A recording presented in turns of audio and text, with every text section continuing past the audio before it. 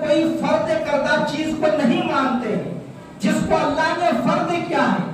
اس کو ادا نہیں کر رہے ہیں، تو اس کی وجہ سے ہم اور آپ کافر اور مشرک بھی ہو سکتے ہیں اور ہمارا ٹھکانہ جہنم ہو سکتا ہے، کیونکہ اللہ کے فرض کردہ چیز کو ہم اور آپ چھوڑ دے رہے ہیں۔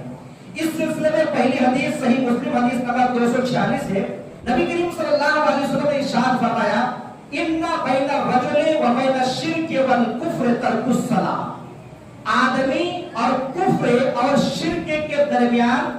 جو فاصلہ کرنے والا عمل ہے وہ نماز کا چھوڑنا ہے۔ یعنی ایک آدمی ہے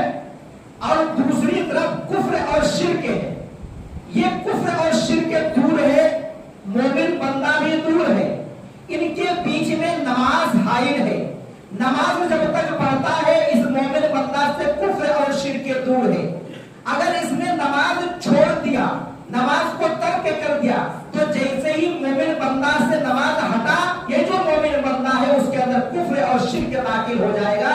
خلاصہ کلام یہ ہے کتاب و سنت کے روشنی میں کہ نماز چھوڑنے والا کفر کرتا ہے، نماز چھوڑنے والا شرک کرتا ہے، چونکہ عبادات جو اللہ رب العالمین نے فرض قرار دیا ہے اس میں سب سے پہلی چیز نماز ہے، اسی لیے میں نے نماز کی مثال آپ کو دے دی۔ اللہ قیاس اسی طریقے سے دوسری بھی چیزیں ہیں۔ نبی کریم صلی اللہ علیہ وسلم کی وفات کے بعد کچھ لوگوں نے زکات دینے سے منع کر دیا، جبکہ زکات کو بھی اللہ رب العالمین نے فرض قرار دیا تھا، تو ابو بکر صدیق رضی اللہ تعالیٰ عنہ نے ان سے جہاد کیا، اور جب جہاد کرنے کا ارادہ کیا تو عمر بن خطاب رضی اللہ تعالیٰ عنہ جیسے صحابی اور دوسرے صحابہ کرام نے بھی ابو بکر صدیق رضی اللہ تعالیٰ عنہ سے کہا کہ ان لوگوں نے تو لا الہ الا اللہ محمد رسول اللہ کا کلمہ پڑھا ہے۔ ابو بکر صدیق رضی اللہ تعالیٰ عنہ نے کہا کہ جو نماز اور زکات کے درمیان فرق کرے گا کہ نماز تو فرض سمجھ کر کے پڑھے گا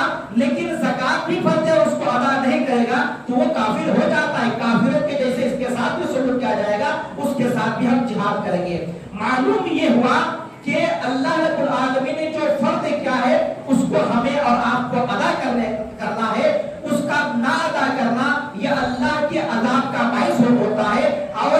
یہ کفر اور شرک کے تک پہنچانے والا ہوتا ہے، اور اسی طریقے سے دیکھیے ایسا انسان جہنم کے اندر بھی چلا جاتا ہے۔ چنانچہ سورہ مدثر سورہ نمبر 74 کی آیت نمبر 42 اور 43 ہے، جنتی لوگ جنت سے جہنم کی طرف جھانک کر کے جب دیکھیں گے انہیں کچھ اپنے ہی جان پہچان کے لوگ دکھائی دیں گے جہنم میں، تو یہ جنتی لوگ ان جہنمیوں سے پوچھیں گے، کہیں گے کہ